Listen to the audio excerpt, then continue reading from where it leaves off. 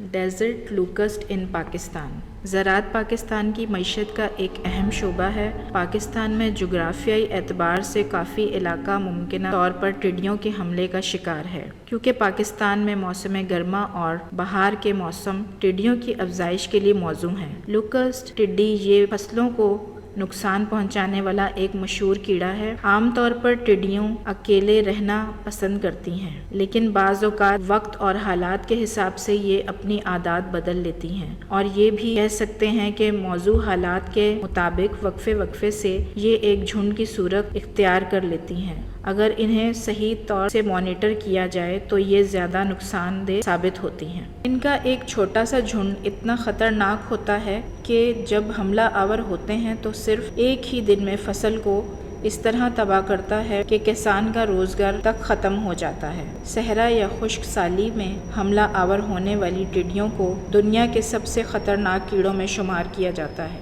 Locust کی موجودگی پہلی دفعہ سوڈان اور افریقہ کے علاقوں میں دیکھی گئی، اور پھر وہاں سے یہ جھنڈ ہجرت کرتا ہوا یمن اور سعودی عرب کے علاقوں میں داخل ہوا، اور پھر وہاں سے تقریباً مارچ کے مہینے میں اس جھنڈ نے ایران کے 7 خطوں پر حملہ آور ہوا۔ یہ جھنڈ 2019 میں جون کے مہینے میں پاکستان میں مغرب یعنی ایران کے رستہ سے داخل ہوا۔ یہ علاقے پہلے ہی سے ٹڈیوں کے حملے کا شکار رہے ہیں۔ ایکولوجیکل کنڈیشن، ماحولیاتی حالات، آب و ہوا کے لحاظ سے ریتیلی مٹی، پودوں کی موجودگی اور ایسا ماحول جس میں نمی پائی جاتی ہے، یعنی مونسون ٹڈیوں کی نسل کشی اور خوراک کے لحاظ سے موزوں ہے۔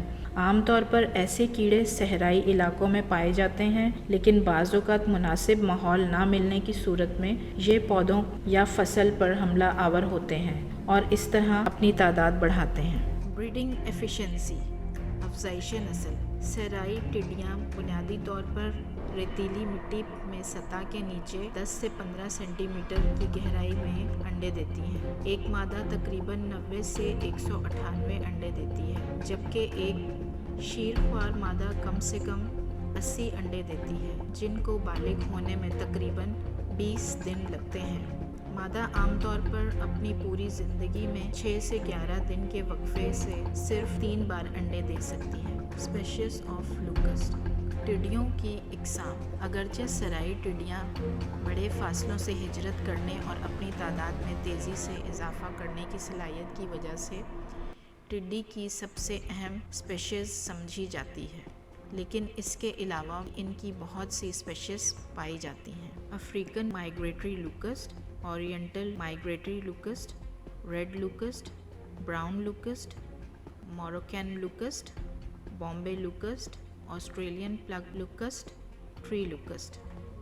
ٹڈیوں سے متاثرہ تمام ممالک ٹڈی کا ڈیٹا FAO کو منتقل کرتے ہیں، جو موجودہ ٹڈی کی صورتحال کا اندازہ کرنے، 6 ہفتوں تک پیش گوئی کرنے اور موسم اور رہائش گاہ کے اعداد و شمار اور سیٹلائٹ امیجری کے ذریعے اس معلومات کا تجزیہ کرتے ہیں۔ مزید یہ کہ FAO ٹڈیوں کے مختلف پہلوؤں پر تربیت فراہم کرتا ہے اور اشاعتوں کو تیار کرتا ہے۔ Locust controlling major.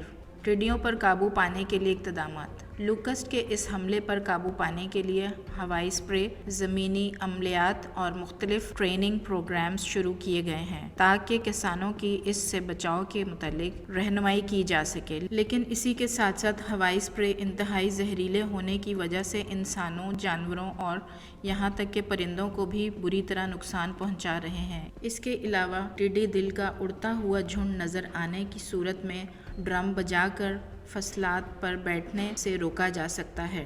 ٹڈی دل کو بذریعہ کیمیائی ادویات کلوروپائریفاس، لیمیڈا سائکلوتھرین، ڈیلٹا میتھرین 5% محلول اسپرے کر کے کنٹرول کیا جا سکتا ہے۔